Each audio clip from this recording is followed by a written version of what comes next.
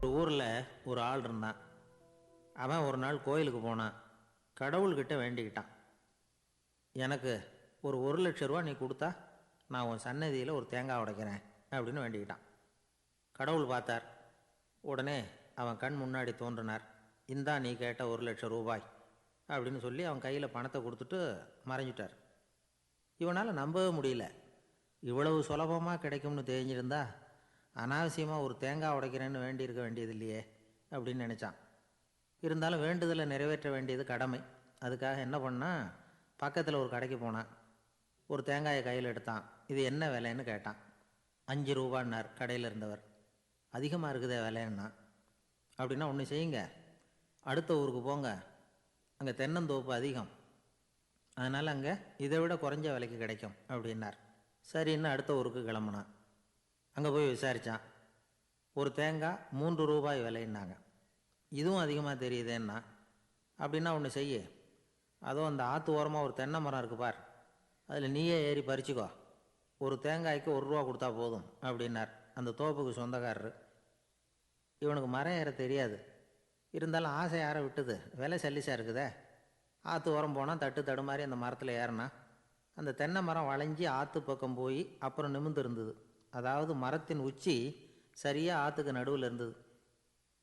ஆற்றுல வெள்ளம் கரை புரண்டு ஓடிக்கிட்டு இருக்கு. இவன் கடவுள் கொடுத்த 1,00,000 ரூபாயை மடியில் வச்சு இறுக்கி கட்டிக்கிட்டான். உச்சிக்கு போய் காய் பறிக்கிற சமயத்தில் காற்றும் மழையும் பலமாக கலந்து அடிக்க ஆரம்பிச்சுட்டுது.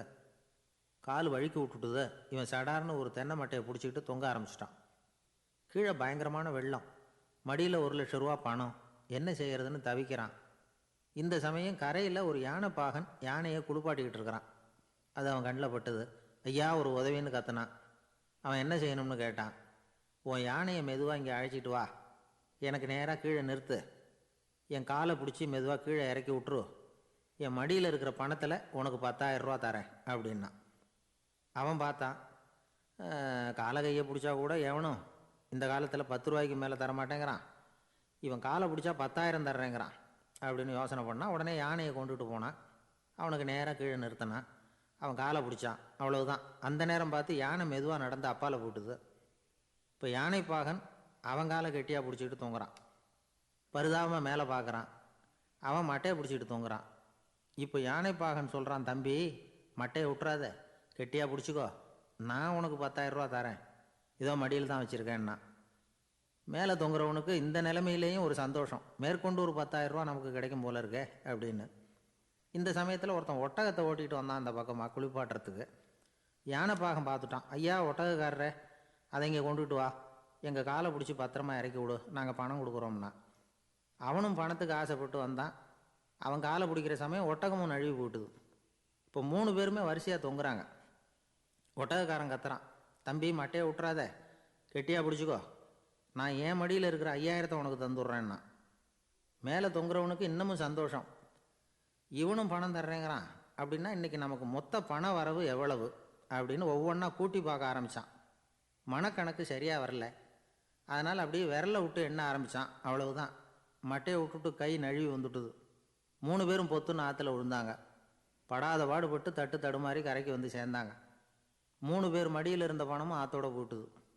பேராசை பெருநஷ்டம் அப்படின்னு ஒரு பழமொழி இருக்குல்ல, அதை விளக்கறதுக்காக சொல்லப்பட்ட கதை இது. இந்த காலத்தில் ஒருத்தர் ஒரு நீச்சல் குளத்தில் நீச்சல் அடிச்சுக்கிட்டு இருக்கிறார். காவலுக்கு இருந்தவர் அதை கவனிச்சுட்டார். கரையிலேருந்து சத்தம் போட்டாராம், இதோ பாருங்க, இங்கே ராத்திரி 8 மணிக்கு மேலே நீச்சல் அடிக்கிறது சட்டப்படி குற்றம், அதுக்கு அனுமதி கிடையாது, தெரியாதா உங்களுக்கு அப்படின்னாராம். இதுக்கு அவர், ஐயையோ நான் நீச்சல் அடிக்க வந்தவன் இல்லைங்க, சும்மா சுற்றி பார்க்க வந்தவன், தடுமாறி குளத்தில் விழுந்துட்டேன், நீச்சல் தெரியாது, அதனால் தத்தளிச்சுக்கிட்டு இருக்கிறேன் அப்படின்னு கத்துனாராம். கரையில் இருந்தவர் பார்த்தார். ஓ அப்படின்னா சரி, அதுக்கு ஒன்றும் தடை இல்லை அப்படின்னு சொல்லிவிட்டு அவர் பாட்டு நடந்து போயிட்டார். ஒரு ஊரில் 4 நண்பர்கள் இருந்தாங்க. 4 பேரும் சோம்பேறிகள். 4 பேருக்கும் எந்த வேலையும் செய்யறதுக்கு உடம்பு வளையறதில்லை. இருந்தாலும் சோம்பேறித்தனத்தில் ஒருத்தருக்கு ஒருத்தர் கொஞ்சம் வித்தியாசம் உண்டு. அதுக்கு தகுந்த மாதிரி அவங்களுக்கு பேர் அமைஞ்சு போச்சு. ஒருத்தன் கால் சோம்பேறி, இன்னொருத்தன் அரை சோம்பேறி, அடுத்தவன் முக்கால் சோம்பேறி, கடைசி ஆள் முழு சோம்பேறி. இவங்க 4 பேரும் நண்பர்கள். அப்புறம் எப்படி காரியம் நடக்கும்? 4 பேரும் ஒரு வீதியில் அப்படியே நடந்து போய்கிட்டு இருக்கிறாங்க. நல்ல பசி. எங்கேயாவது சோறு போடுவாங்களா அப்படின்னு பார்த்துக்கிட்டே வந்தாங்க. அவங்க வந்த வழியில் ஒரு ரூபா காசு கிடந்தது தரையில். அவங்க கண்ணில் அது பட்டுது. ஆனாலும் அதை குனிஞ்சு எடுக்கணுமே, அதுக்கு சோம்பேறித்தனம். முழு சோம்பேறி பார்த்தான். பக்கத்தில் வந்துக்கிட்டு இருந்த முக்கால் சோம்பேறிக்கிட்ட சொன்னானா, டேய் அதை கொஞ்சம் குனிஞ்சு எடுறா அப்படின்னானா. அவன் என்ன பண்ணான் தெரியுமா? அதுக்கு அடுத்தபடியாக வந்த அரை சோம்பேறிக்கிட்ட சொன்னானா, டேய் நீ அதை கொஞ்சம் குனிஞ்சு எடுறா அப்படின்னானா. அவன் இவனை விட மோசம், அடுத்தவங்ககிட்ட சொல்லியிருக்கிறான். அவனும் குனியறதுக்கு தயாராக இல்லை. ஆக கூடி கடைசியில் யாருமே காசை எடுக்கலை. என்னத்துக்கு அனாவசியமாக உடம்பை வளைச்சிக்கணும் அப்படின்னு எல்லாரும் பேசாமல் வந்துட்டாங்க. அவங்க பாட்டுக்கு நடந்து வந்துக்கிட்டே இருக்கிறாங்க. எதிரில் ஒருத்தன் வாழைப்பழத்தை வண்டியில் வச்சு தள்ளிகிட்டே வந்தான். ரூபாய்க்கு 4 பழம்னு கூவி விற்றுக்கிட்டே வர்றான். இப்போ அந்த முழு சோம்பேறி சொன்னானா, டேய் வழியில் கிடந்ததை 1 ரூபா, அதையாவது எடுத்துக்கிட்டு வந்திருந்தா இப்போ இந்த பழத்தை வாங்கி ஆளுக்கு ஒன்று சாப்பிட்லாமே அப்படின்னானா.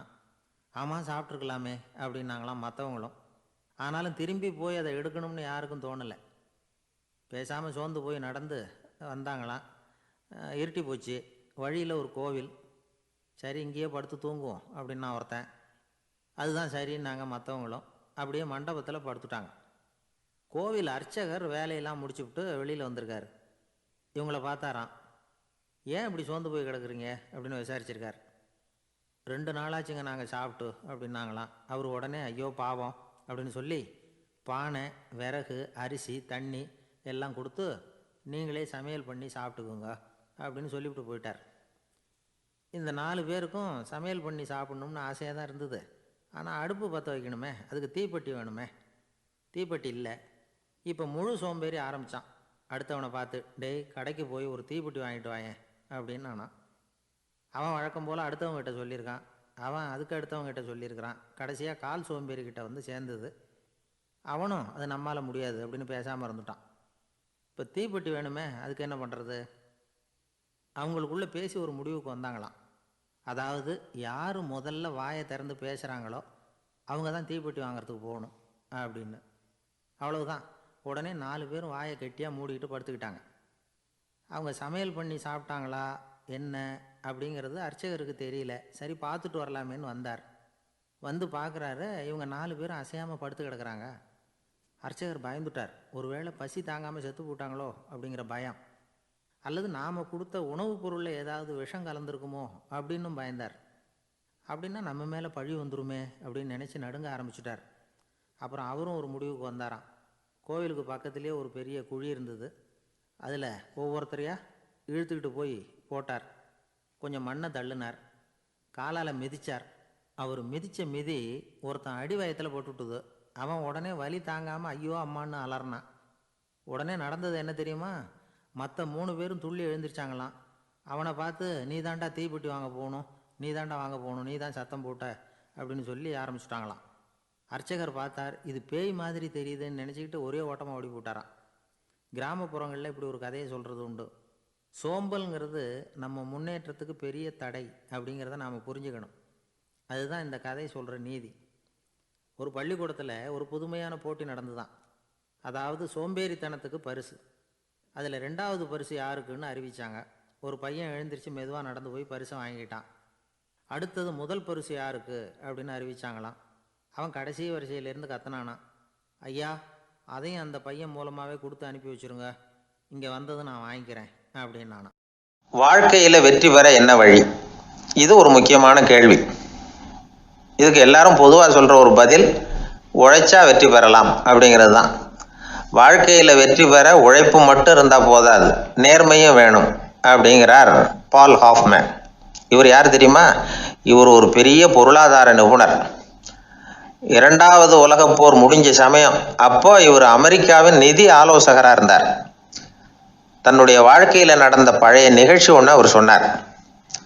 இளம் வயசில் படித்து முடித்ததும் அவர் வேலை தேடிக்கிட்டு இருந்தாராம். அப்போது ஒரு கால்நடை வைத்தியர்கிட்ட போய் வேலை கேட்டிருக்கார்.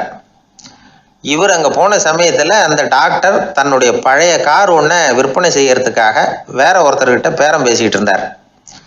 வாங்க வந்தவர் இவர்கிட்ட அந்த காரை பற்றின விவரம்லாம் கேட்டுக்கிட்டு இருந்தார். கார் நல்ல நிலைமையில் இருக்குமா அப்படிங்கிற கவலை அவருக்கு. எல்லா விவரங்களையும் கேட்டுக்கிட்டு அவர் கடைசியாக சொன்னார், டாக்டர் இந்த காரை நீங்களே என்னுடைய ஊருக்கு வந்து ஓட்டிகிட்டு வர வேண்டியது.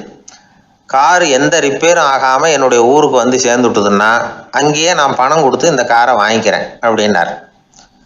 நம்ம கார் அவ்வளோ தூரத்துக்கு வழியில் எந்த கோளாறும் இல்லாமல் போய் சேருமா அப்படிங்கிற சந்தேகம் டாக்டருக்கு. அவர் என்ன செஞ்சார் தெரியுமா? தன்கிட்ட வேலை கேட்டு வந்திருந்த இளைஞர் பால் ஹாஃப்மேனை கூப்பிட்டார். அவர்கிட்ட சொன்னார், இதை பாருப்பா, இந்த காரை நீ அவருடைய ஊர் வரைக்கும் நல்லபடியாக ஓட்டிகிட்டு போய் சேர்த்துட்டீன்னா உனக்கு நான் வேலை கொடுத்து விட்றேன். அது மட்டும் இல்லை, காரு விற்கிற தொகையில் கமிஷனும் கொடுக்குறேன், என்ன சம்மதமா அப்படின்னு கேட்டார். ஹாஃப்மேன் யோசனை பண்ணார். அதுக்கப்புறம் சரின்னு சொல்லி சம்மதிச்சார். கொஞ்ச நேரத்தில் அவரும் கார் வாங்க வந்தவரும் புறப்பட்டாங்க. இவர் ரொம்ப சிரமப்பட்டு வழியில் எங்கேயும் நிறுத்தாமல் காரை ரொம்ப சாமர்த்தியமாக ஓட்டிகிட்டு போய் சேர்த்துட்டார். இவரை அழைச்சிக்கிட்டு வீட்டுக்குள்ளே போனார். அப்புறம் கேட்டார், இதை பார்ப்பா, இப்போ சொல்லு, இந்த காரோட நிலைமை இப்போ எப்படி இருக்குது? உண்மையிலேயே இது நல்ல நிலைமையில் இருக்குதா? உன்னுடைய மனசாட்சிப்படி பதில் சொல் அப்படின்னார். இவரும் உடனே காரு நல்ல நிலைமையில தான் இருக்குது அப்படின்னு சொல்கிறதுக்கு வாயை திறந்தார். அதுக்குள்ளே பார்வை எதிரில் உள்ள சுவர் மேலே பட்டுது. அங்கே இயேசுநாதர் படம் ஒன்று மாட்டியிருந்தாங்க.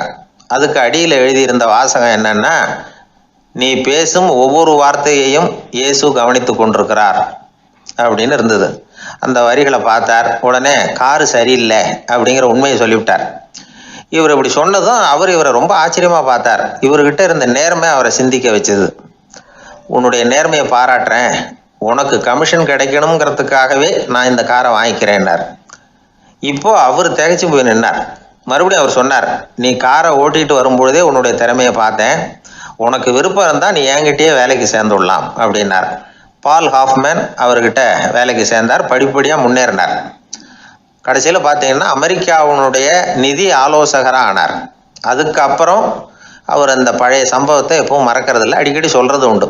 அதனால் இதிலேருந்து நாம் தெரிஞ்சுக்க வேண்டியது என்னென்னா, வாழ்க்கையில் முன்னுக்கு வரணும்னா உழைப்பு மட்டும் போதாது, நேர்மையும் வேணும். ஆனால் இந்த காலத்தில் சிலருடைய நேர்மை நமக்கு ஆச்சரியமாக கூட இருக்கும். ஒருத்தர் புஸ்தக கடை வச்சுருந்தார். ரொம்ப நேரமாக தேடி ஒரு புத்தகத்தை கையில் எடுத்தார். அதுக்கு பில் போட சொன்னார். அந்த புத்தக கடைக்கு வந்த இன்னொருத்தர் பில் போடுறவர், சார் இந்த புத்தகம் மகா அறுவை, மகா மட்டம், இது வேணாம் உங்களுக்கு, வேற ஏதாவது ஒன்று பாருங்கன்னார். புத்தக கடை வச்சிருக்கிறவரே இப்படி சொன்னார். வாங்க வந்தவர் இவர் ஆச்சரியமாக பார்த்தார். உங்கள் நேர்மையை பாராட்டுறேன், அது சரி, இந்த புத்தகத்தை ஏற்கனவே நீங்கள் படித்து பார்த்துட்டீங்களான்னு கேட்டார். அதை படித்து வேற பார்க்கணுமான்னார். அப்புறம் எப்படி இது மகாமட்டம்னு சொல்கிறீங்க அப்படின்னார். அதை எழுதினவனே நான் தான் சார் அப்படின்னார் அவர். இது ஒரு விதமான நேர்மையை ஒத்துக்கிறது. எப்படி இருந்தாலும் வாழ்க்கையில் உழைப்பும் நேர்மையும் உயர்வதற்கு வழிகள். உழைப்பை விட நேர்மை முக்கியம் அப்படிங்கிறத புரிந்து கொண்டால் வாழ்க்கையில் வெற்றி நிச்சயம். மனிதர்களில் சில பேர் ரொம்ப வித்தியாசமாக நடந்துக்குவாங்க. மற்றவங்களுக்கு அது ரொம்ப ஆச்சரியமாக கூட இருக்கும். அந்த ஆள் ஒரு மாதிரி பார்த்து நடந்துக்கோ அப்படின்னு கூட சொல்கிறது உண்டு. இவங்களை பார்த்து நாம் பித்து குளியும்போம். உளவியல் இவங்களை எக்ஸென்ட்ரிக்ஸ் அப்படின்னு சொல்லுது. இவங்களை மனநோயாளிகள்னு தவறாக புரிஞ்சிக்கக்கூடாது. அவங்க வேற, இவங்க வேற. எக்ஸென்ட்ரிக்ஸ் பற்றின சில விவரங்கள் ஒரு புத்தகத்தில் இருக்குது. அதாவது ஸ்காட்லாந்தில் ஒரு உளவியல் மருத்துவர் அதை எழுதியிருக்கிறார். அவர் பேர் டாக்டர் டேவிட் வீக்ஸ். அவருக்கு ஒரு உதவியாளர் இருந்தாராம். அவர் பேர் கேட் வுட். இவங்க 2 பேரும் சேர்ந்து இங்கிலாந்து பூரா சுற்றி பார்த்துருக்காங்க. 3 வருஷம் சுற்றினாங்களாம். நான் சொன்னது மாதிரி ஒரு மாதிரியாக இருக்கிற ஆசாமிகள் பல பேரை சந்தித்து பேசி அவங்கள பற்றி ஆய்வுலாம் நடத்தியிருக்கிறாங்க. அப்படி நடத்தி அதை ஒரு புஸ்தகமாக எழுதியிருக்கிறாங்க. நிறைய பேசி பார்த்துட்டு அவங்க சொல்லியிருக்கிறத கேட்டால் ரொம்ப ஆச்சரியமாக இருக்குது. நாம் இவங்களை பார்த்து பித்துக்குழிங்கிறோம், எக்ஸென்ட்ரிக்ஸ் அப்படின்னு சொல்கிறோம், கிண்டல் கூட பண்ணுறோம். ஆனால் அவங்களோட அறிவு ரொம்ப தெளிவானதான். இந்த ஆராய்ச்சியாளர்கள் சொல்கிறாங்க. அவங்க உடல் நலமும் ரொம்ப நல்லா இருக்குதான், உடம்புலையும் எந்த கோளாறும் இல்லையா. அவங்களுக்கு மகிழ்ச்சியும் அதிகமாக, ஆயுளும் அதிகமாக. அவங்களில் பல பேர் என்ன சொல்கிறாங்கன்னா, நீங்கள் நினைக்கிறது மாதிரி இல்லை நாங்கள், ஆனால் நாங்கள் மற்றவங்கள்லேருந்து வேறுபட்ட தன்மை உள்ளவங்க அப்படிங்கிறத ஒத்துக்கிறாங்களாம். இந்த உலகம் பிறந்ததுலேருந்தே இப்படிப்பட்ட வித்தியாசமான ஆசாமிகளும் பிறந்திருக்கிறாங்க. சரி, அப்படிப்பட்டவங்க எப்படி இருப்பாங்க? இப்போ ஒரு மகாராஜா தன்னோட நாய்க்கு லட்சக்கணக்கில் பணம் செலவு பண்ணி கல்யாணம் பண்ணி வச்சிருக்கிறார். ஒரு கோடீஸ்வரர் தான் வளர்த்துக்கிட்டு இருந்த பூனைகளுக்கு தன்னோட சொத்து பூராவும் எழுதி வச்சிருக்கிறார். இது மாதிரி ஒருத்தர் 2 பேர் இல்லை, நிறைய பேர் உண்டு. சில பேர் எப்படி தெரியுமா, அவங்களுக்கு வசதியில் எந்த குறையும் இருக்காது. வீடு, காரு, பணம் எல்லாம் தாராளமாக இருக்கும். அப்படி இருந்தாலும் அவங்கக்கிட்ட ஒரு பழக்கம் இருக்கும். யாராவது ஒரு நண்பர் வீட்டு விசேஷத்துக்கு போயிருப்பார், இல்லைன்னா ஒரு கடைக்கு போயிருப்பார். அவங்க ரொம்பவும் மரியாதையாக வரவேற்று எல்லாம் பண்ணிகிட்டு இருப்பாங்க. ஆனால் இவர் அவங்களுக்கு தெரியாமல் ஏதாவது ஒரு பொருளை திருடி பாக்கெட்டில் போட்டுட்டு வந்துடுவார். அப்படி வந்தால் தான் இவருக்கு திருப்தி. பல பேர் அவங்க வளர்த்த பிராணிகளுக்கு பளிங்கு கல்லால் சமாதி கட்டி வச்சிருக்கிறாங்க. இப்படிலாம் பண்ணுறாங்க. பல பேர் அவங்களுக்கு பிடித்தமான ஒருத்தர் எப்படியோ அதே மாதிரி தலைமுடி, தாடி வச்சுக்கிறது, உடை உடுத்திக்கிறது, மலை குகையில் போய் குடியிருக்கிறது, இப்படி எவ்வளவோ வினோதமான நடவடிக்கைகள். இவங்களையெல்லாம் ஆய்வு பண்ணின டாக்டர் வீக்ஸ் என்ன சொல்கிறாரு தெரியுமா? பொதுவாக இவங்க உயர்ந்த புத்திசாலிகளாக இருக்கிறாங்க. ஒருமைப்பட்ட மனம், கருமையுமே கண்ணான பண்பு, தனிமையை நாடுற மனப்பான்மை எல்லாம் இவங்களுக்கு உண்டு. அவங்களில் பல பேர் அவங்க பெற்றோருக்கு முதல் குழந்தை அல்லது ஒரே குழந்தை, இப்படி தான் இருக்கிறாங்க. இது மாதிரியானவங்க பெண்கள் 1 பங்குன்னா ஆண்கள் 2 பங்கு. இவங்கெல்லாம் ஆக்கப்பூர்வமான செயல் செய்கிறாங்க. அப்படிப்பட்டவங்களாக தான் இருக்கிறாங்க. அடுத்தவங்க கிட்ட அன்பு காட்டுறவங்களா இருக்கிறாங்க, உற்சாகம் ஊட்டுறவங்களா இருக்கிறாங்க. அவங்களுடைய ஆக்கப்பூர்வமான பணிகளுக்கு ஊக்கம் கொடுத்தா அவங்க மன சந்தோஷமும் உடல் நலமும் பெருகும், ஆயுளும் கூடும். இதெல்லாம் அந்த டாக்டருடைய கண்டுபிடிப்பு. பித்துக்குழித்தனத்துக்கும் மனநோய்க்கும் வித்தியாசம் உண்டுங்கிறத சொல்கிறது தான் இந்த தகவல். அதனால் ரெண்டும் ஒன்றுன்னு நினச்சிடக்கூடாது. ஒரு நண்பன் ஒருத்தனை பற்றி சொல்கிறோம். அவன் எந்த வகைன்னு நீங்களே முடிவு பண்ணுங்களேன். அவன் ஒரு கல்யாண வீட்டுக்கு போய் சாப்பிட்டுட்டு வெளியில் வந்தோம்.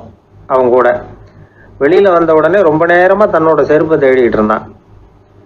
என்னப்பா இன்னுமா உன் செருப்பு கிடைக்கல அப்படின்னு கேட்டோம்.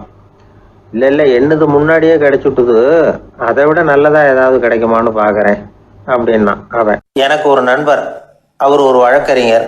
ஒரு நாள் அவர்கிட்ட பேசிக்கிட்டு இருந்தேன். அப்போ கேட்டேன், ஏன் சார் நீங்கள்லாம் கோர்ட்டில் வாதாடுறப்போ கருப்பு நிற அங்கி அணியிறீங்களே, அதுக்கு என்ன காரணம்? சட்டத்துக்கும் கருப்பு கலருக்கும் என்ன சம்பந்தம் அப்படின்னு கேட்டேன். அது ஒரு சுவாரஸ்யமான கதைன்னார் அவர். சொல்லுங்களேன் அப்படின்னு அவர் சொன்னார். கிபி 1694 வருஷத்தில் இங்கிலாந்து அரசி 2வது மேரிங்கிறவர் இறந்து போனார். அந்த ராணியோட கணவர் 3ஆம் வில்லியம், அவரு ஒரு உத்தரவு போட்டாராம். அரசியோட மறைவுக்கு அனுதாபம் தெரிவிக்கிற வகையில் வழக்குரைஞர்கள் எல்லாரும் கருப்பு நிற அங்கி அணியணும் அப்படின்னு. அன்னைக்கு ஆரம்பித்த அந்த பழக்கம் அதுக்கப்புறம் மாறவே இல்லையாம், இன்னைக்கும் தொடருது. வழக்குரைஞர்கள்லாம் முதல்ல கருப்பு அங்கி மட்டும்தான் அணிஞ்சாங்களாம். அதில் ஒரு சின்ன சங்கடம், ஏற்கனவே உடம்பு கருப்பாக இருக்கிறவங்க அதுக்கு மேலே கருப்பு ட்ரெஸ் வேற போட்டுக்கிட்டா முகம் பளிச்சுன்னு தெரியாது இல்லையா? அதனால் முகம் பளிச்சுன்னு தெரியறதுக்காக அவங்கெல்லாம் வெள்ளை நிற பட்டியை அணிய ஆரம்பித்தாங்களாம். இப்படி தான் இங்கிலாந்தில் அந்த பழக்கம் ஆரம்பமாயிருக்குது. அந்த சமயத்தில் இந்தியாவை ஆண்டது பிரிட்டிஷ்காரங்க தானே, அதனால் இங்கேயும் அந்த பழக்கம் அப்படி நடைமுறைக்கு வந்துட்டுது. அதே மாதிரி சர்ச்சிலின் மூதாதையரான மார்ல்பரோ பிரபுவின் ஞாபகார்த்தமாக நீதிபதிகள் இந்த வெள்ளை குள்ளாய் அணிகிற முறை பழக்கத்துக்கு வந்துதான். இதுதான் என்னுடைய நண்பர் சொன்ன தகவல். இங்கிலாந்தில் நீதிமன்றம்ங்கிறது ரொம்ப மதிப்புள்ளது. அந்த அளவுக்கு சட்டத்துக்கு அங்கே மரியாதை. அங்கே நடந்த ஒரு சுவாரஸ்யமான நிகழ்ச்சியை ஒரு சகோதரி எழுதி அனுப்பியிருந்தாங்க. அவங்க அப்பா நீதித்துறையை சேர்ந்தவரா, அவர் சொன்னதான் இது. அவங்க எழுதி அனுப்பியிருந்த விஷயம் என்னென்னா, அங்கே ஒரு கேஸில் ஒரு முக்கியமான தீர்ப்பு வழங்க வேண்டியிருக்குது. ஜட்ஜு, பாரட்லா படித்த பெரிய பெரிய வக்கீல்கள், ஜூரி எல்லாருமா கூடி அந்த கேஸை பற்றி விவாதிக்கணும். சுமாராக 40 பேர். இதுக்காக கோர்ட்டு ஹாலில் விசேஷ சேம்பரில் நுழையிறதுக்கு முன்னாடி அவங்களெலாம் தங்களுடைய கோட்டு, தொப்பி எல்லாத்தையும் கழட்டி அங்கே நின்றுக்கிட்டு இருந்த ஒரு அட்டண்டர்கிட்ட கொடுத்துட்டு உள்ளே போனாங்க. அந்த ஆள் படிக்காதவர். அவர் ஒவ்வொருத்தர் கொடுக்குறதையும் வாங்கி அங்கே அப்படியே ஒரு இடத்துல அடுக்கி வைக்கிறார். அப்படியே வாங்கி உள்ளே வச்சுக்கிட்டு இருக்கிறார் ஒவ்வொரு இடத்துல. அது அவரோட வேலை. உள்ளே போன ஜட்ஜி, வக்கீல், ஜூரி எல்லாரும் ரொம்ப நேரமாக அந்த கேஸை பற்றி விவாதிக்கிறாங்க. ஒரு நாள் பூரா ஆயிட்டுது. அவ்வளவு தீவிரமாக அக்கு வேறு ஆணி வேறைய பிச்சு உதறி இருக்கிறாங்க. ஒரு வழியாக 13 மணி நேரம் கழித்து வெளியில் வந்திருக்கிறாங்க. ஒவ்வொருத்தராக வர வர அந்த அட்டெண்டரும் அவங்கவுங்க கோட்டு தொப்பியை அவங்கக்கிட்ட எடுத்து ரொம்ப மரியாதையாக திருப்பி கொடுத்துக்கிட்டு இருக்கிறார். கடைசியாக ஜட்ஜ்மெண்ட்லாம் எழுதி முடிச்சுட்டு ரொம்ப திருப்தியோடவும் களைப்போடவும் வெளியில் வந்துக்கிட்டு இருக்கிறாராம். இந்த ஆள் அவருடைய மேல் கோட்டையும் தொப்பியையும் எடுத்து அவர்கிட்ட ரொம்ப மரியாதையோடு நீட்டினாராம். ஜட்ஜுக்கு ரொம்ப ஆச்சரியம். இந்த ஆள் எப்படி இவ்வளவு பேரோட கோட்டு தொப்பி எல்லாத்தையும் ஞாபகம் பேசகாமல் திருப்பி கொடுக்குறார் அப்படிங்கிறது அவருக்கு ஆச்சரியம். அதனால் அவர் அந்த ஆளை பார்த்து கேட்டாராம், ஏப்பா இந்த கோட்டை கொடுக்குறியே, இது என்னோடது தானா, என்னோடது தான்னு உனக்கு எப்படி தெரியும் அப்படின்னாராம். இதுக்கு அந்த பியூனு ரொம்ப பதவிசா பதில் சொன்னாராம், ஐயா இந்த கோட்டு ஹேட்டை உங்ககிட்ட வாங்கி மாட்டினேன், இப்போ திரும்ப உங்ககிட்ட தரணும், தந்துட்டேன், இதுதான் என்னோட வேலை, மற்றபடி இது உங்களோடதா இல்லையா அப்படிங்கிறதெல்லாம் எனக்கு தெரியாதுங்க அப்படின்னாராம். ஒரு பூங்கா, அங்கே ஒருத்தர் நின்றுட்டு இருக்கிறார். நின்றுக்கிட்டே ஏதோ ஆழ்ந்த யோசனையில் இருக்கிறார். அந்த பக்கமாக இன்னொருத்தர் வந்தார். இவரை கவனிச்சார். என்ன யோசனைன்னு கேட்டார். எப்படி எழுந்திருக்கிறதுன்னு யோசனை பண்ணிகிட்டு இருக்கிறேன்னார். அவர் கேட்டவருக்கு ஒரு மாதிரி ஆயிட்டுது.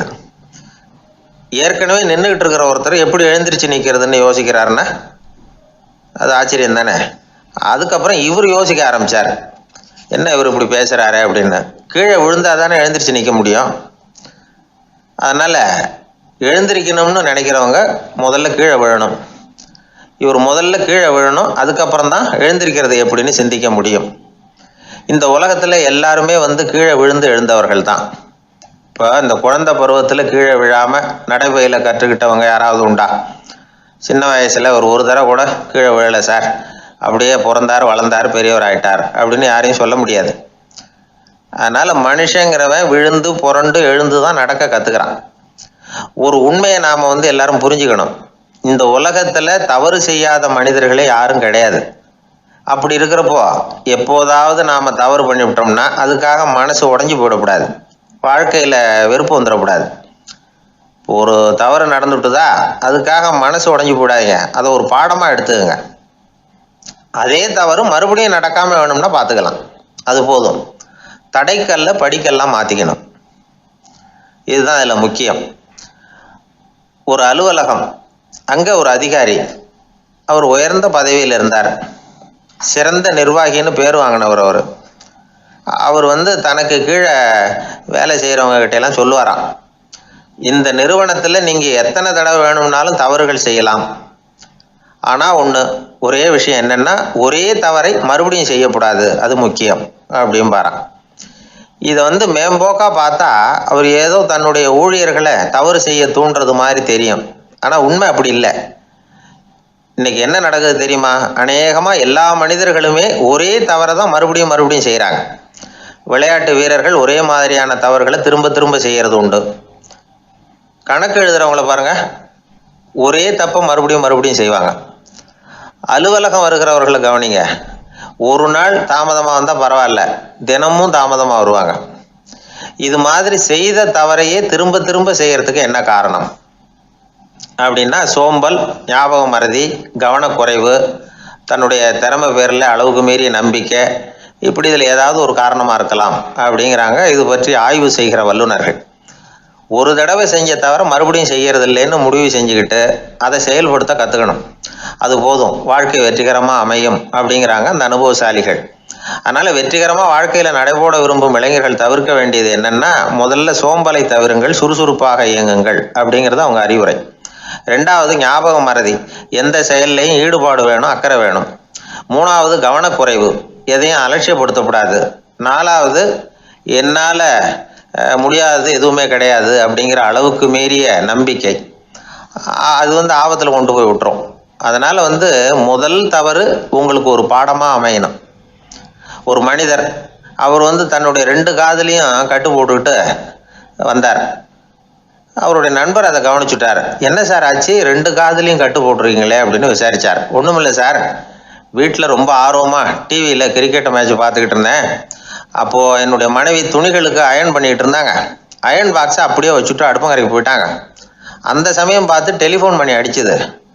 அவசரமாக ஓடி போய் அதை எடுத்து காதில் வச்சேன். அப்போ தான் தெரியும் அது அயர்ன் பாக்ஸுங்கிற விஷயம். சூடாக இருந்ததா, சுட்டு விட்டுது அப்படின்னாரு. ஒரு காது சரி சார், 2 காதும் ஏன் அப்படி ஆச்சு அப்படின்னு கேட்டார். அதே ஆள் மறுபடியும் ஃபோன் பண்ணா சார் அப்படின்னாரு இவர் எவ்வளோ தூரம் யோசிச்சிருப்பார் பாருங்க.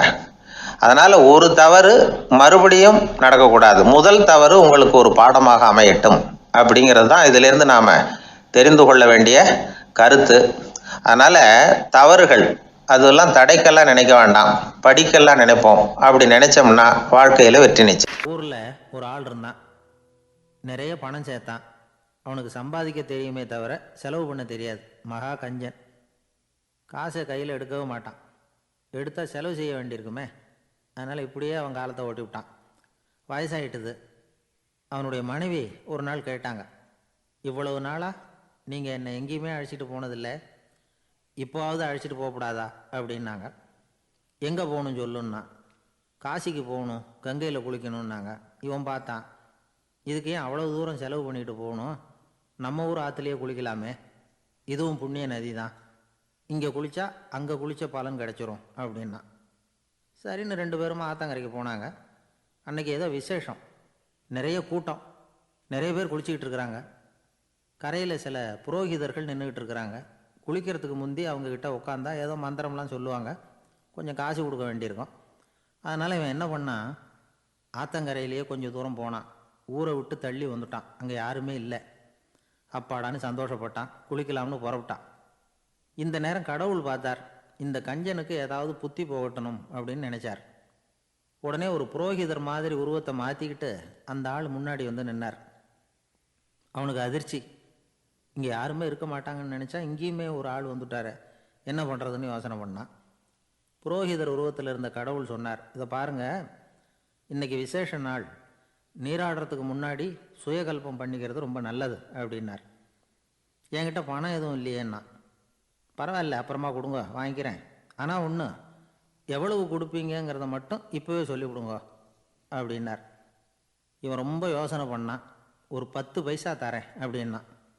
சரின்னு ஒத்துக்கிட்டு எல்லா கிரியைகளையும் அவர் செஞ்சார். அதுக்கப்புறம் கணவனும் மனைவியும் ஆற்றுல குளித்தாங்க. அவர் போயிட்டார். கொஞ்ச நாள் கழித்து அவன் வீட்டுக்கு வந்தார் கடனை வசூல் பண்ணுறதுக்கு. வாசலில் நின்றுக்கிட்டு இருந்த அவன் மனைவி இவரை பார்த்ததும் தயங்க ஆரம்பித்தாங்க. அந்த அம்மா கிட்ட விஷயத்தை சொன்னார். அந்த அம்மா ஓடி போய் உள்ளே இருக்கிற தன்னுடைய கணவர்கிட்ட சொன்னாங்க. அவன் யோசனை பண்ணான், இப்போ வெளியில் போனால் அவனுக்கு 10 காசு கொடுக்க வேண்டியிருக்கும், அதனால் எனக்கு காய்ச்சல்னு அந்த ஆளுகிட்ட சொல்லிவிடு, இன்னொரு சந்தர்ப்பத்தில் என்னை வந்து பார்க்க சொல்லு அப்படின்னா. அந்த அம்மா போய் சொன்னாங்க. அப்படிங்களா, அப்படின்னா அவரை நான் உடனே போய் பார்க்கணுமே அப்படின்னு உள்ளே நுழைய ஆரம்பித்தார். அவங்க மறுபடியும் இருங்க தான் வரேன்னு சொல்லிவிட்டு உள்ள ஓடி விஷயத்தை சொன்னாங்க. இது ஏதுடா வம்பா போச்சு அப்படின்னு பார்த்தான். மனைவியை கிட்டத்தில் கூப்பிட்டான். இதோ பாரு, ஜன்னி கண்டு நான் இறந்து போயிட்டதா சொல்லிவிடு அப்படின்னா சொன்னாங்க. புரோகிதர் பார்த்தார். அப்படின்னா ஒரு வழியாக இருந்து அவருடைய இறுதி சடங்குகளையும் நானே முடிச்சுட்டு போயிடுறேன் அப்படின்னார். உள்ளே இருந்தவன் யோசனை பண்ணான், அந்த ஆள் என்னை விடமாட்டான் போல இருக்கு, அதனால் ஒரு சவப்பெட்டியில் என்னை வச்சு தூக்கிக்கிட்டு மயானத்துக்கு போங்க, பார்த்துக்கலாம் அப்படின்னா. புரோகிதரும் விடுற மாதிரி இல்லை, கூடவே நடந்து போய்கிட்டு இருக்கிறார். அங்கே இறக்கி சடங்குகளை முடிச்சுட்டு தீ வைக்கிற நேரம் பொட்டிக்குள்ளே இருந்த நம்ம ஆள் அலறி அடிச்சுட்டு வெளியில் ஓடி வந்தான். புரோகிதர் உருவத்தில் இருந்த கடவுள் சிரித்தார். தன்னுடைய சுய உருவத்தை காட்டினார். அதுக்கப்புறம் அவனை கூப்பிட்டு, இதை பார்ப்பா, ஏன் இப்படி அல்லாடுற, ஏதாவது வரம் வேணும்னா கேள்தரேன் அப்படின்னார். அவன் யோசனை பண்ணான். பகவானே, ஒரே ஒரு வரம் தான் உங்ககிட்ட கேட்கணும்னா. என்ன வேணும் கேளுன்னார். அந்த 10 பைசா தட்சணையை தள்ளுபடி பண்ணால் போதும் அப்படின்னா. கடவுளும் சரின்னு சொல்லிட்டு போயிட்டார். இப்படி ஒரு கதையை சுவாமி சிவானந்தர் சொல்லியிருக்கிறார். செல்வந்தர்கள் பல பேர் இப்படி தான் இருக்கிறாங்க. தாங்களும் அனுபவிக்க மாட்டாங்க, அடுத்தவங்களுக்கும் கொடுக்க மாட்டாங்க.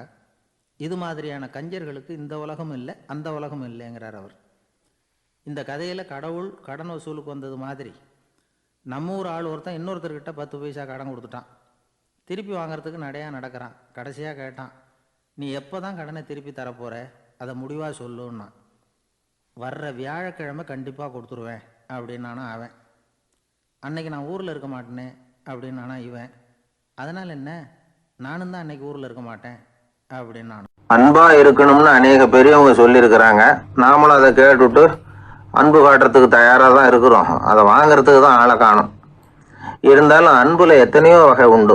அதை சரியா புரிஞ்சுக்கிட்டு அதுக்கப்புறம் அன்பு காட்ட ஆரம்பிக்கணும். வகையை புரிஞ்சுக்காம அன்பு காட்டினா வம்புல மாட்டிக்க வேண்டியதுதான்.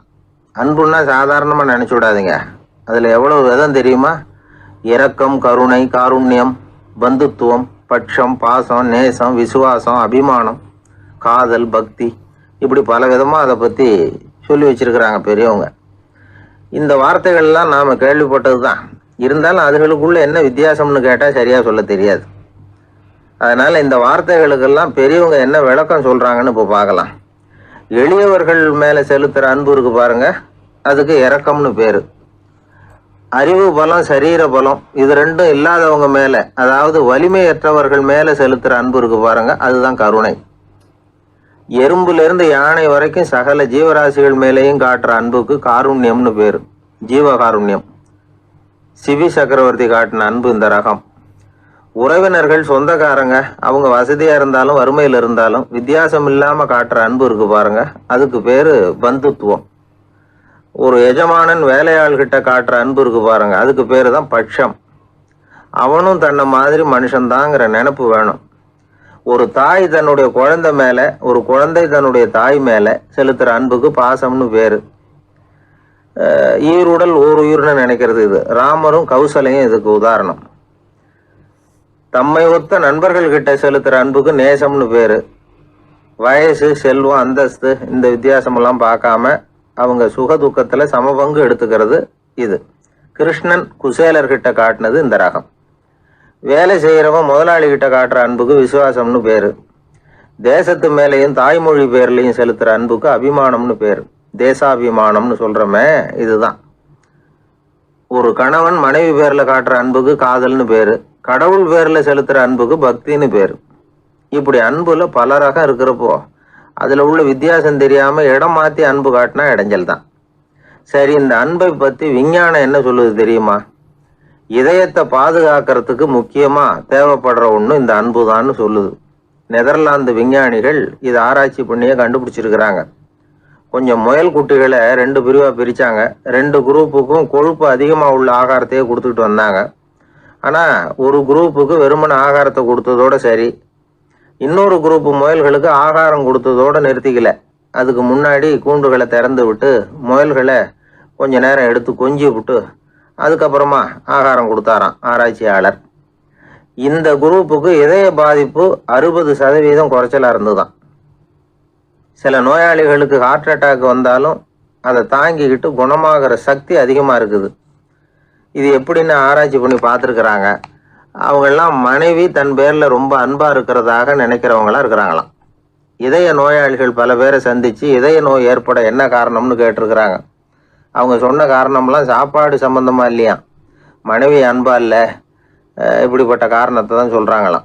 அதனால இதயத்தை பாதுகாக்கணும்னு நினைக்கிறவங்க அடுத்தவங்க அன்பா இருக்கிறது மாதிரி பார்த்துக்குங்க, அதுதான் முக்கியம். ஒருத்தர் முகம் பூரா பிளாஸ்டரி போட்டுக்கிட்டு வந்தார். ரொம்ப கோபமா, என்னங்க ஆச்சுன்னு விசாரிச்சேன். எல்லாம் உங்களால தான் சார்னார். விவரமா சொல்லுங்களேன். என்ன? உங்க தகவலை கேட்டுட்டு ஒரு பூனைக்குட்டியை கையில எடுத்தேன், அன்பா அதை தடவி கொடுக்கறதுக்காக.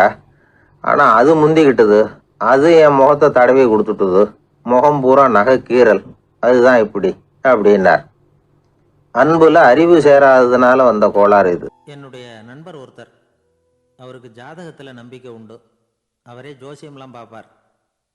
என்ன சார் இந்த காலத்தில் இதையெல்லாம் நம்பிக்கிட்டு இருக்கீங்களே அப்படின்னு கேட்டால், உங்களுக்கு ஒன்றும் தெரியாது சார், இந்த உலகத்தில் ஒவ்வொருத்தரும் அவங்கவுங்க செய்கிற நல்லது கெட்டதுக்கு தகுந்த பலனை அனுபவிச்சே தீரணும்பார். அது மட்டும் இல்லை, ஒருத்தர் செத்துட்டா கூட அவன் செஞ்ச பாவ புண்ணியங்கள் கூடவே போய்கிட்டு இருக்கோம்பார். அது எப்படி கூட போவோம் அப்படின்னு குதர்க்கமாக கேட்டால், அதுக்கு அவர் ஒரு கதை சொன்னார். அது ரொம்ப சுவாரஸ்யமாக இருந்தது. அது என்ன கதைன்னா, ஒரு ஊரில் ஒருத்தர் இருந்தாராம். அவர் ஜோசியம் பார்க்குறதுல ரொம்ப கெட்டிக்காரரான். ஒருத்தருடைய தலைமுடியை மட்டும் அவர்கிட்ட காட்டினா போதும், அதை மட்டும் பார்த்துட்டு அவருடைய ஜாதகத்தையே அலசி விடுவாராம். அப்பேற்பட்ட திறமை. அந்த ஆள் ஒரு சமயம் கன்னியாகுமரி கடற்கரைக்கு போயிருந்திருக்கார்.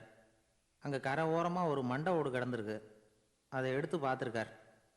அந்த மண்டை ஓட்டை வச்சுக்கிட்டே அதோட ஜாதகத்தை அலசியிருக்கார். இந்த மண்டை ஓட்டுக்கு உரிய ஆசாமி வாழ்க்கையில் ரொம்ப கஷ்டப்பட்டிருக்கணும், நிறைய கஷ்டத்தை அனுபவிச்சிருக்கணும். அது தாங்க முடியாமல் தான் கடலில் விழுந்து தற்கொலை பண்ணிகிட்டு இருக்கான் அப்படிங்கிறத அவர் கணிச்சுட்டார். இருந்தாலும் இந்த மண்டை ஓடு இன்னமும் அனுபவிக்க வேண்டியது பாக்கி இருக்குது அப்படிங்கிறத அவர் உணர்ந்தாராம். அது சரி, ஒருத்தன் உயிரோடு இருக்கிற வரைக்கும் நல்லது கெட்டதை அனுபவிக்க முடியும். செத்ததுக்கு அப்புறமும் பாக்கி இருக்குன்னா அதை எப்படி அனுபவிக்கிறது? இந்த மண்டை ஓட்டுக்கு இன்னும் கொஞ்சம் பாக்கி இருக்குங்கிறது அவருக்கு புரிஞ்சதே தவிர அதோட அர்த்தம் என்னங்கிறது சரியாக விளங்கலை. சரி, இதை இன்னும் கொஞ்சம் விவரமாக ஆராய்ச்சி பண்ணுவோம் அப்படின்னு நினச்சிக்கிட்டு அதை தன்னுடைய வீட்டுக்கு எடுத்துகிட்டு போயிட்டார். அந்த மண்டை ஓட்டை ஒரு பெட்டியில் வச்சு பூட்டினார். தன்னுடைய தனி அறையில் அதை பத்திரமா வச்சுக்கிட்டார். தினமும் ராத்திரி ஆனதும் தன்னுடைய மனைவியை பார்த்து, நீ போய் பூஜை அறையில் தனியாக படுத்துக்கோ அப்படின்னு சொல்லிவிட்டு தினம் ராத்திரி 12 மணிக்கு பெட்டியை திறந்து அவர் பார்ப்பார். மண்டை ஓடு அப்படியே இருந்தது தவிர இன்னும் கொஞ்சம் பாக்கி இருக்குங்கிறதுக்கு அர்த்தம் அவருக்கு விளங்கலை. அந்த மண்டை ஓட்டுக்கு இன்னும் என்ன பாக்கி இருக்க போகுது? எப்படியோ ஒரு 10 நாள் போச்சு. அந்த வீட்டம்மாவுக்கு சந்தேகம் வந்துட்டுது. நம்ம வீட்டுக்காரர் நம்மளை தனியாக ஏன் தூங்க சொல்கிறார் அப்படிங்கிற சந்தேகம். உடனே பக்கத்து வீட்டு அம்மா கிட்ட விஷயத்தை சொல்லியிருக்கிறாங்க. அந்த அம்மா உடனே, நீ கவலைப்படாத, நான் கண்டுபிடிச்சி சொல்கிறேன் அப்படின்னு சொல்லிவிட்டாங்களாம். அன்றைக்கி ராத்திரியே ஜன்னல் வழியாக எட்டி பார்த்துருக்குறாங்க. இந்த ஆள் மண்டை ஓட்டை கையில் வச்சுக்கிட்டு அது திருப்பி திருப்பி பார்த்துக்கிட்டு இருக்கிறான். அதை பார்த்துட்டாங்க. மறுநாள் காலையில் அவரோட மனைவியை பார்த்தாங்க. ஏம்மா, உன் வீட்டுக்காரருக்கு நீ முதல் மனைவியா 2வது மனைவியா அப்படின்னு கேட்டாங்களாம். எனக்கு தெரிஞ்ச வரைக்கும் நான் ஒருத்தி தான் அவருடைய மனைவி அப்படின்னாங்களாம் அவங்க. அப்படி இல்லை, நீ அவருக்கு 2வது மனைவி. முதல் மனைவியின் மண்டை ஓட்டை தான் அவர் தினமும் ராத்திரியில் எடுத்து பார்த்துக்கிட்டு இருக்கிறார் அப்படின்னாங்க அடுத்த வீட்டு அம்மா. அப்படியா விஷயம் அப்படின்னு சொல்லிவிட்டு கணவன் வீட்டில் இல்லாத நேரமாக பார்த்து அந்த மண்டை ஓட்டை எடுத்து கொண்டாந்து ஒரு உரலில் போட்டு உலக்கையால் குத்தி நொறுக்க ஆரம்பிச்சிட்டாங்க. வெளியில் போயிருந்த அந்த ஆள் அப்போ தான் உள்ளே நுழைஞ்சார். மண்டை ஓடு உலக்கைக்கிட்ட குத்து வாங்கிக்கிட்டு இருக்கு. அது அனுபவிக்க வேண்டியது இன்னும் கொஞ்சம் பாக்கி இருக்குங்கிறதுக்கு அர்த்தம் எனக்கு இப்போ தான் புரிஞ்சுது அப்படின்னாராம் அவர். இந்த கதையிலேருந்து நாம் இன்னொரு நீதியையும் புரிஞ்சுக்கணும். அதாவது நம்ம வீட்டை பற்றி நமக்கு புரியாததெல்லாம் அடுத்த வீட்டுக்காரங்களுக்கு நல்லா புரியும். சீடன் வெளியூர் புறப்படுறதுக்கு தயாராக இருந்தான். ரொம்ப தூரம் போக போகிறான். திரும்பி வர நாளாகும். புறப்படுறதுக்கான ஆயத்த வேலைகளில் ஈடுபட்டிருந்தான். அந்த சமயம் பார்த்து இன்னொரு சீடன் அவங்ககிட்ட வந்தான். நம்ம குரு உன்னை அழைச்சிட்டு வர சொன்னார், வா அப்படின்னு கூப்பிட்டான். இவன் உடனே புறப்பட்டு போனான். குருநாதரை பார்த்தான். அவர் காலில் விழுந்து வணங்கினான். வணங்கிவிட்டு எழுந்திரிச்சான். அவ்வளவுதான். குரு ஏதாவது உபதேசம் பண்ணுவாருன்னு எதிர்பார்த்தான். ஆனால் நடந்தது என்ன தெரியுமா? குரு அவனுக்கு ஓங்கி ஒரு அடி கொடுத்தார். எதிர்பாராம இந்த அடியை வாங்கினதும் அந்த சீடன் அதிர்ந்து போயிட்டான். பக்கத்தில் இருந்த மற்ற சீடர்களும் திகைச்சு போய் நின்றுட்டாங்க. அடி வாங்கின சீடனுக்கு மனசுக்குள்ள குழப்பம். நாம என்ன தப்பு பண்ணணும்? புறப்படுற நேரத்துல இப்படி குரு கிட்ட அடி வாங்குற மாதிரி ஆயிட்டுதே அப்படின்னு நினைச்சு மனசுக்குள்ள ரொம்ப வேதனைப்பட்டான். கொஞ்சம் துணிச்சலை வர வச்சுக்கிட்டு குருநாதர்கிட்டயே கேட்டுட்டான், சுவாமி, நான் என்ன தப்பு பண்ணினேன்? என்னை இப்படி அடிச்சுட்டீங்களே, ஒரு வார்த்தை கூட உங்களை எதிர்த்து நான் பேசினது இல்லையே, இவ்வளவு காலமா உங்க விருப்பத்துக்கு விரோதமா ஒரு காரியம் கூட நான் செஞ்சது இல்லையே, வந்ததும் வராததுமா ஒண்ணுமே சொல்லாம என்ன அடிச்சுட்டீங்களே, குருவே, நான் செஞ்ச குற்றம் தான் என்ன அப்படின்னு கண்ணீரோட பரிதாபமா கேட்டானா அந்த சீடன்.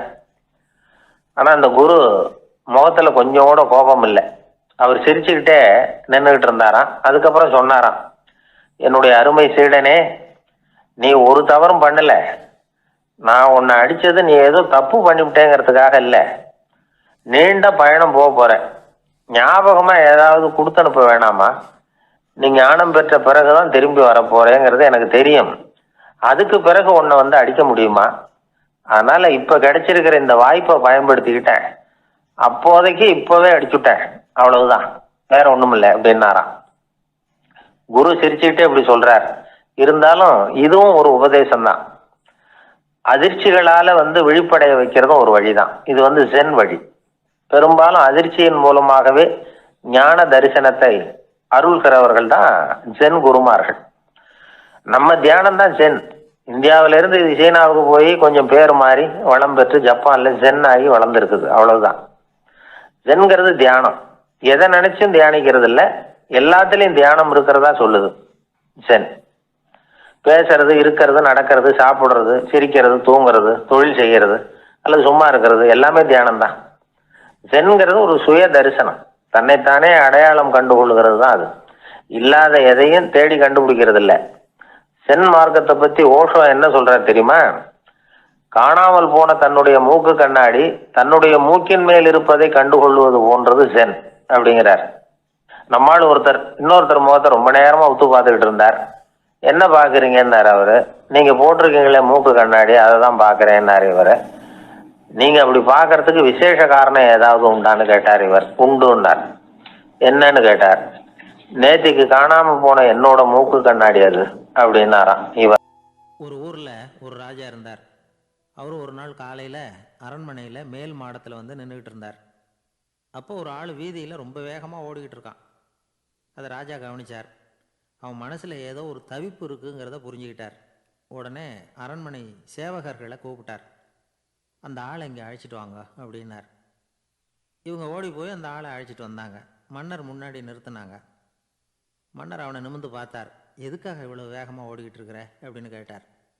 இதுக்கு அவன் சொன்னான், மன்னா, நம்ம கோட்டையின் வடக்கு வாசல் இருக்கு இல்லையா, அது ஓரமாக ஒரு பெரிய பாறாங்கல் கிடக்கு. அதுக்கு அடியில் நான் ஒரே ஒரு வெள்ளி நாணயத்தை புதைச்சி வச்சுருக்கேன். அது இப்போ எனக்கு தேவைப்படுது. என்னுடைய மனைவிக்கு ஒரு பரிசு வாங்கி கொடுக்க வேண்டியிருக்கு. அதுக்காக தான் அவசரமாக ஓடிக்கிட்டு இருக்கிறேன் அப்படின்னா. மன்னர் யோசனை பண்ணார். அப்புறம் சொன்னார், அதுக்காகவா இப்படி ஓடுற? பரவாயில்ல, அதை பற்றி கவலைப்படாத. நான் உனக்கு 10 வெள்ளி காசுகள் தர்றேன், வாங்கிட்டு திரும்பி போ அப்படின்னார். இவன் தலையை சொரிஞ்சான். மன்னா, நீங்கள் கொடுக்கறத ரொம்பவும் மகிழ்ச்சியோடு வாங்கிக்கிறேன். இருந்தாலும் அதுக்கப்புறம் அந்த வடக்கு வாசலுக்கு போய் அங்கே இருக்கிற ஒரு நாணயத்தையும் எடுத்துக்கிட்டு போயிடுறேனே அப்படின்னானா. இதை பாருப்பா, அந்த ஒரு நாணயத்தை மறந்துடு, உனக்கு 100 வெள்ளி நாணயங்கள் தரேன்னு இருக்கார்.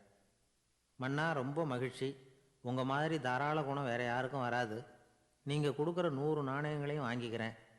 இருந்தாலும் வடக்கு வாசலுக்கு போய் அதையும் எடுத்துக்கிட்டா 101 ஆகிடுமே அப்படின்னானா. இதை பாருப்பா, அந்த ஒரு நாணயத்தை மறந்துடு, அது எக்கேடாவது கெட்டு போகட்டும். நான் உனக்கு 100 பொற்காசுகள் தரேன், அதையாவது வாங்கிட்டு வந்த வழியிலேயே திரும்பி போடுன்னாரான். தங்க நாணயங்களே தரேன்னு சொல்கிறீங்க, தாராளமாக வாங்கிக்கிறேன். இருந்தாலும் வடக்கு வாசலுக்கு போய் அப்படின்னு மறுபடியும் ஆரம்பித்தான். அரசர் வந்து பொறுமை இழந்துட்டார். கடைசியாக ஒரு முடிவுக்கு வந்துட்டார். இதை பாருப்பா, உனக்கு என்னுடைய ராஜ்யத்திலேயே பாதியை கொடுத்துட்றேன், அப்படியாவது திருப்தியாக திரும்பி போ அப்படின்னாராம். மன்னா, உங்களுடைய பெருந்தன்மைக்கு ஈடு இணையே கிடையாது. தேசத்திலேயே பாதி பிரித்து கொடுக்குறேன்னு சொல்கிறீங்க. அதனால் உங்ககிட்ட ஒரு சின்ன வேண்டுகோள் அப்படின்னானா. சொல்லுன்னாராம் மன்னர் ஆர்வமாக. இவன் மெதுவாக ஆரம்பித்தான். அப்படி இந்த ராஜ்யத்தை 2ஆக பிரிக்கிறப்போ அந்த வடக்கு வாசல் இருக்கிற பக்கத்தை என்கிட்டயே கொடுத்துருங்கோ அப்படின்னானா. மன்னர் அசந்து போயிட்டார். இந்த கதை எதுக்காகன்னு கேட்டால், மனம்ங்கிறது ஒரு குரங்குங்கிறத புரிஞ்சுக்கிறதுக்காகத்தான். உன்னை பிடிச்சிக்கிட்டா லேசில் விடாது. அப்படிப்பட்ட மனசை அறிவு தான் வழி நடத்தணும். அதில் தான் வாழ்க்கையின் வெற்றி அடங்கியிருக்குது. ஒரு சின்ன பையன் தெருவில் அழுதுகிட்டு இருந்தான். ஏன்பா அழுவுறேன்னு ஒரு பெரியவர் கேட்டார். 1 ரூபா காசை இங்கே தொலைச்சுட்டேன் அப்படின்னா. சரி, அதுக்காக அழாத, அதுக்கு பதிலாக 10 ரூபா தரேன், இந்தா வச்சுக்கோன்னு கொடுத்தார். அந்த 10 ரூபாயை வாங்கி சட்டப்பையில் போட்டுக்கிட்டு அதை விட அதிகமாக சத்தம் போட்டு அழ ஆரம்பிச்சுட்டான். மறுபடியும் ஏன்டா அழறேன்னு கேட்டார் பெரியவர். அந்த 1 ரூபாயும் கிடச்சிட்டுதுன்னா இப்போ என்கிட்ட 11 ரூபா இருக்குமே, இப்போ 10 ரூபா தானே இருக்குது அப்படின்னு சொல்லிவிட்டு அழறான். ஒரே ஒரு ஊரில் ஒரு ராஜா இருந்தார், ரொம்ப நல்லவர். ஒரு நாள் அரண்மனையில் விசாரணை நடந்துகிட்டு இருக்குது. அதில் ஒரு வழக்கு. ஒரு விவசாயி வந்து புகார் கொடுக்குறார். என்ன புகார்னா, அவர் வயலில் ஆடுகள் வந்து மேய்ஞ்சி பயிரை அழிச்சுட்டுது. நிறைய உழைச்சி செலவு பண்ணி பயிரை உண்டாக்கி வச்சுருந்தேன், எல்லாம் போயிட்டுது. இனிமேல் நான் என்ன செய்யறது? நீங்கள் தான் சரியான தீர்ப்பு வழங்கணும் அப்படின்னார் அந்த விவசாயி. அந்த ஆடுகளுக்கு சொந்தக்காரர் யாருன்னு கண்டுபிடிச்சி அரண்மனைக்கு அழைச்சிட்டு வாங்கன்னு உத்தரவு போட்டார் ராஜா. சேவகர்கள் போனாங்க, ஆளை கண்டுபிடிச்சாங்க, கூப்பிட்டுக்கிட்டு அரண்மனைக்கு வந்துட்டாங்க. ராஜா விசாரணை பண்ணார். அப்புறம் விசாரித்து முடிச்சுவிட்டு தீர்ப்பு வழங்கினார். இந்த விவசாயி அடைந்திருக்கிற இழப்புக்கு ஈடாக உன்னுடைய ஆடுகளை அவங்ககிட்ட கொடுத்துட வேண்டியது அப்படின்னு சொல்லிவிட்டார். உன்கிட்ட இருக்கிற ஆடு பூரா அவன்கிட்ட கொடுத்துரு, அந்த ஆட்டுனால் ஏற்பட்ட இழப்பு சரியாக போகட்டும் அப்படின்னு தீர்ப்பு வழங்கிட்டார். அந்த மன்னருடைய மகன் இதை பார்த்துக்கிட்டே உட்காந்துருந்தான். இந்த தீர்ப்பை இன்னும் கூட சிறப்பாக வழங்கலாமே அப்படின்னு நினச்சான். அப்பாக்கிட்ட சொன்னான். உடனே அந்த அரசர், சரி நீயே இதுக்கு சரியான தீர்ப்பு சொல்லு அப்படின்னார். அந்த இளவரசன் தீர்ப்பு சொல்கிறான். அவன் சொன்ன தீர்ப்பு என்னன்னா, உங்ககிட்ட இருக்கிற ஆடுகள் எல்லாத்தையும் 1 வருஷ காலத்துக்கு அந்த விவசாயிகிட்ட ஒப்படைச்சிட வேண்டியது. அந்த 1 வருஷத்துக்குள்ள அந்த ஆடுகள் போடுற குட்டிகள், பால், எரு எல்லாம் விவசாயி எடுத்துக்க வேண்டியது. 1 வருஷத்துக்கு அப்புறம் உங்களுடைய ஆடுகளை நீங்களே திருப்பி வாங்கிக்க வேண்டியது. இதுதான் இளவரசன் சொன்ன தீர்ப்பு. இது சரியான தீர்ப்பு தான். இனிமே என்னுடைய அரச பொறுப்புகளை இளவரசர் வசம் ஒப்படைக்கிறேன் அப்படின்னு சொல்லி ஒப்படைச்சுட்டாராம். அதாவது தாவூத் நபி, சுலைமான் நபி இவர்களுடைய சரித்திரத்தில் இந்த சம்பவம் காணப்படுறதாக ஒரு நண்பர் சொன்னார். ஒரு தண்டனையை பெறுகிறவன் அதுக்கு பிறகு சமூகத்தில் நல்ல விதமாக வாழறதுக்கு வாய்ப்பு இருக்கிறது மாதிரி அமையணும் தீர்ப்பு. அதுக்கு இது ஒரு உதாரணம்.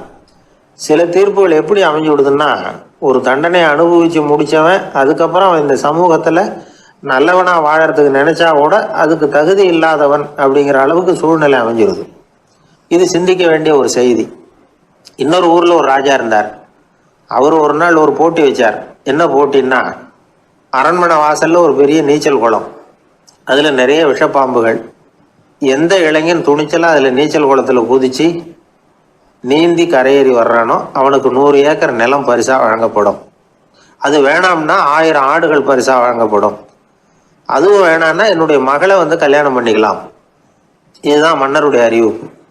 பரிசுலாம் நல்லா தான் இருக்குது. இருந்தாலும் பாம்புகள் உள்ள குளம்ங்கிறது நல்லா இல்லையே.